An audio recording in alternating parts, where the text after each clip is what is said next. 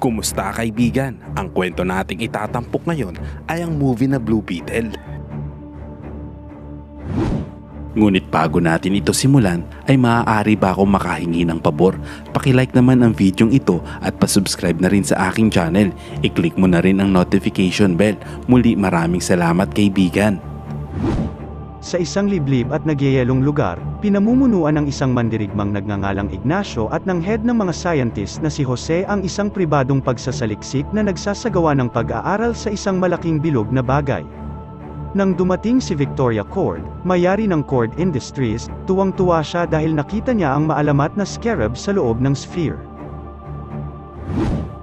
Samantala, sa Palmera City, kakatapos lang mag-graduate ni Jamie Reyes sa Gotham City University at babalik na siya sa kanyang bayan upang muling makasama ang kanyang pamilya, ang ama na si Alberto, ina na si Rocio, lola na si Nana, tiyuhin na si Rudy, at kapatid na si Milagros. Pagkatapos siyang sunduin sa airport, nagmeryenda si Jamie at nalaman ang ilang masamang balita. Unti-unti na palang sinasakop ng Cord Industries ang lungsod, nawala ang auto shop ng kanilang pamilya, at napakataas na ng renta, kaya malapit na silang mawala ng bahay. Ang masama pa ay ang stress ay naging dahilan ng heart attack ni Alberto kamakailan lamang.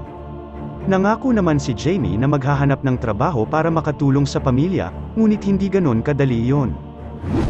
Kalaunan, pinasok siya sa trabaho ni Milagros sa parehong kumpanya kung saan siya nagtatrabaho sa mansyon ni Victoria. Hindi masaya si Jamie na tagapaglinis lamang, pero kailangan niya itong gawin sa ngayon. Sa unang araw niya sa trabaho, sinubukan niyang batiin si Victoria para magkaroon ng magandang impression, ngunit hindi siya pinansin nito. Pumasok si Victoria at nakita ang kanyang pamangkin na si Jennifer na tila nainis sa kanyang presensya.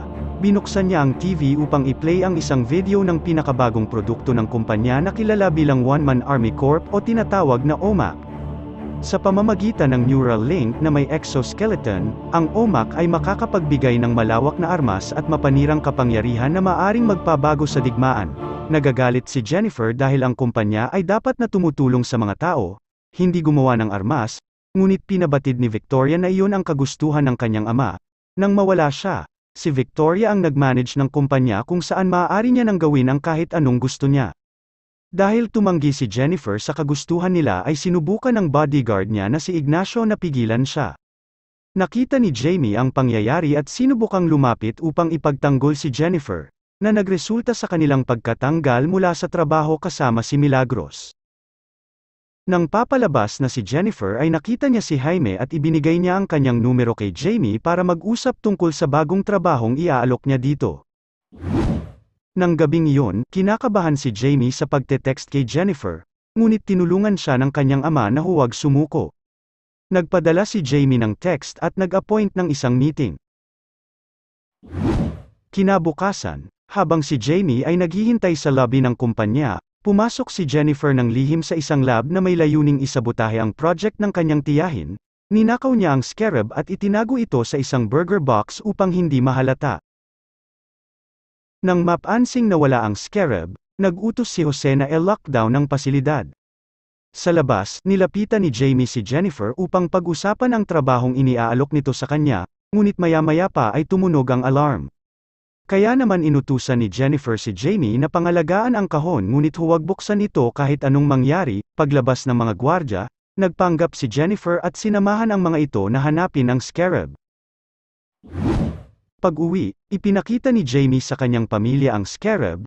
Noong una ay ayaw niya itong buksan ngunit pinilit siya ng mga ito na tignan ang laman ng kahon, at nang buksan niya ito ay biglang umatake at nagpakita ng kakaibang kapangyarihan. Sa huli, nag-transform ang scarab na nagbigay ng exo-armor kay Jamie, ini-activate ng AI system ang suit at dinala si Jamie sa paligid ng lungsod gamit ang mga pakpak nito.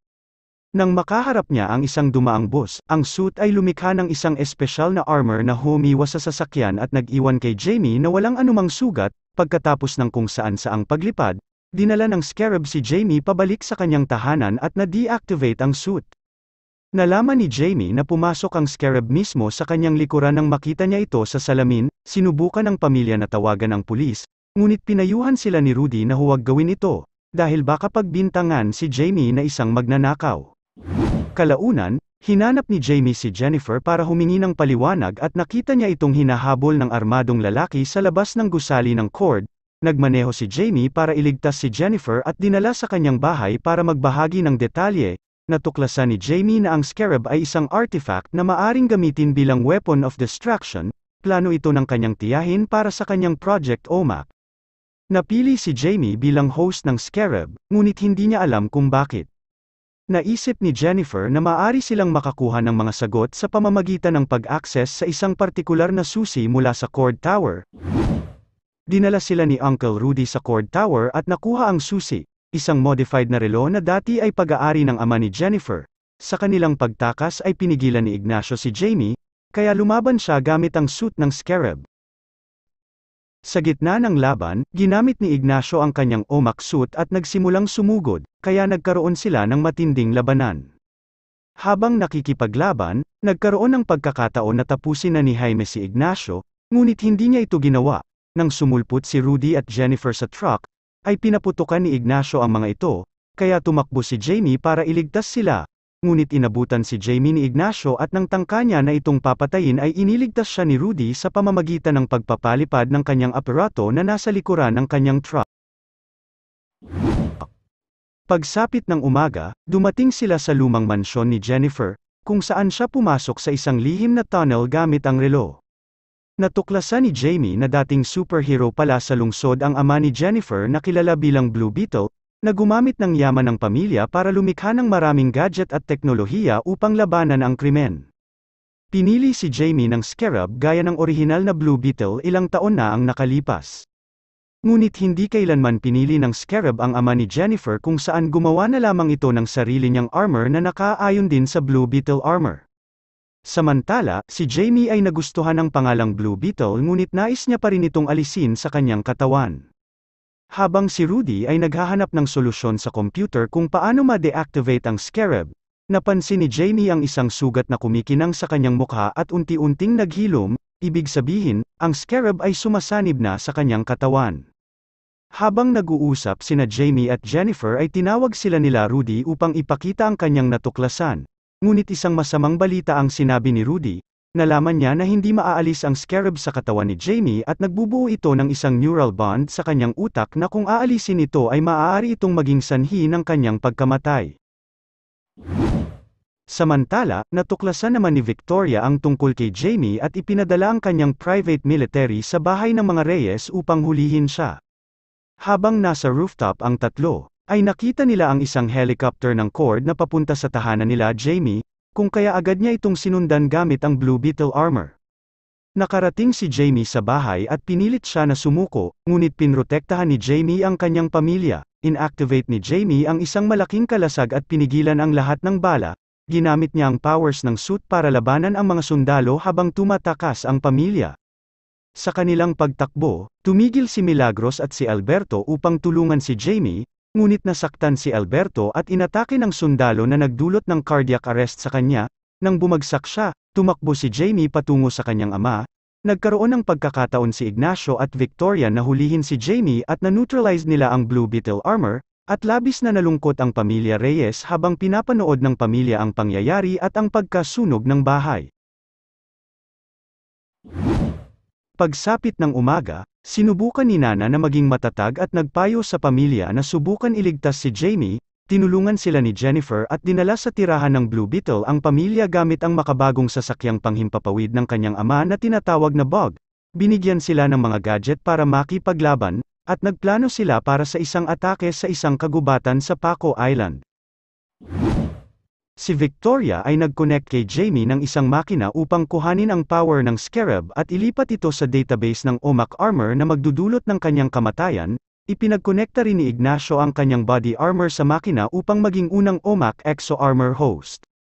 Ang proseso ay nagsimula, at napasigaw si Jamie sa sobrang sakit. Sa halip na wakasan ang kanyang buhay, pumasok siya sa comatose state at nagkaroon ng isang pangitain sa kabilang buhay kung saan kinausap siya ni Alberto. Sinabi ni Alberto ang mas malaking layunin ni Jamie sa buhay na maging Blue Beetle, kung saan nagbigay ito ng lakas upang ipagpatuloy ang kanyang pakikipaglaban. Samantala, kumpleto na ang paglipat ng code at nakakuha na si Ignacio ng mas malakas at pinahusay na bersyon ng OMAC armor. Sa kabilang banda, naglanding si Rudy sa teritoryo ng kalaban, at nakahanap si Rudy ng isang espesyal na button upang ilabas ang asul na usok na pumatay sa mga gwardiya. Si Milagros at Jennifer ay pumasok sa kuta at nakita ang malaking set ng OMAC suit na pinapagana ng enerhiya ng Scarab. Sinira nila ang mga ito gamit ang pampasabog na gadget, na nagdulot ng pagsabog sa kuta. Si Jamie ay nagising sa lab subalit hindi pa niya magamit ang suit dahil kinailangang mag-reboot ng system. Samantalang si Jose ay pagod na sa mga gawain ni Victoria kaya binuksan niya ang pinto para makatakas si Jamie. Nang magsara ang pinto, pinatay ni Ignacio si Jose at sumabog ang lab. At si Victoria ay umalis upang habulin si Jennifer. Habang hinahanap ang kanyang pamilya, natagpuan ni Jamie ang isang grupo ng mga sundalo at inakala niyang ito na ang kanyang huling sandali. Ngunit biglang dumating si Nana upang iligtas siya at natalo ang mga sundalo gamit ang isang special armor suit na gawa ng ama ni Jennifer.